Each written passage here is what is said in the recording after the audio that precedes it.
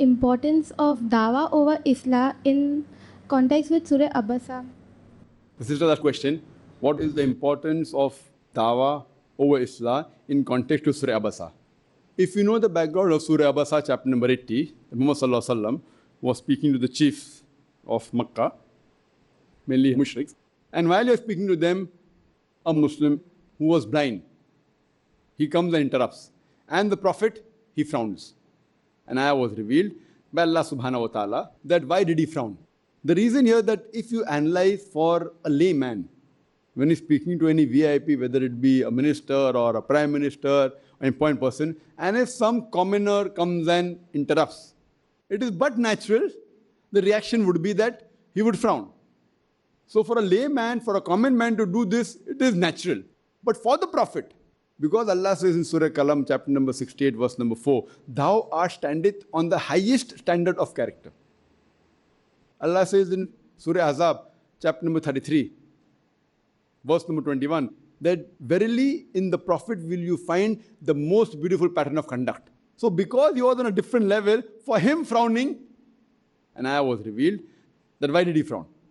Not that he did a sin, not that it was a mistake for a normal human being, but because his caliber is so high, for a person of his caliber, frowning did not suit him. Not that it was a sin, not that it was a mistake. And whenever the Prophet saw this man, he always said, because of you, Allah remembered me. And he appointed him as the governor of one of the places. So here we get the context that this was trying to show the stature of the Prophet's character. And again, it gives the second indication. This indicates also that this Quran wasn't written by Muhammad Sallallahu Alaihi Wasallam. If he would have written it, he would have put this verse in the Quran. Why will he put a verse in the Quran which is actually telling him that what he did was not right? It wasn't a mistake, it wasn't a sin, but it was a reminder for him.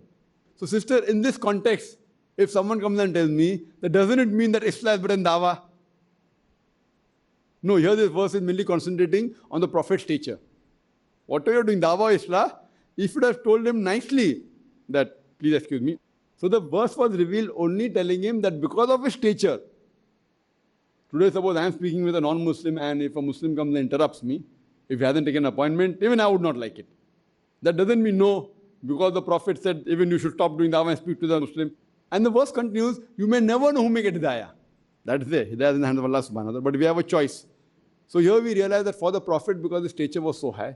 But again, that does not mean that you rebuke any Muslim. But suppose I have taken an appointment and speaking to a non-Muslim. And I remember a similar thing happened in Oman, that I extended one day to speak to the Hindu community only. And unfortunately, someone told one of the clubs, one of the other Muslim groups, that Dr. Zakir Naik was coming at the same time. I said, impossible. I haven't come to no, but that person he told on his own free will. You go and ask him. I didn't tell him I'm going to come. Finally, I gave them a time in the morning. I said, this is more important for me. This non-Muslim gathering is more important for me. Even if the king or the sultan calls me, I will not go. So here we realize that that doesn't mean that if anyone calls you, anyone interrupts, you can leave the dawah.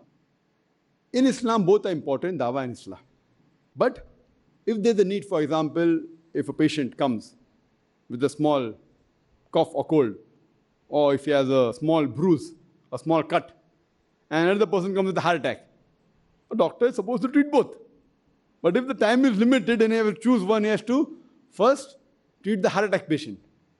The person with a small cut which requires 1 or 2 stitches, even if it doesn't stitch him, it will not be a major problem. A heart attack, the person may die. Fine?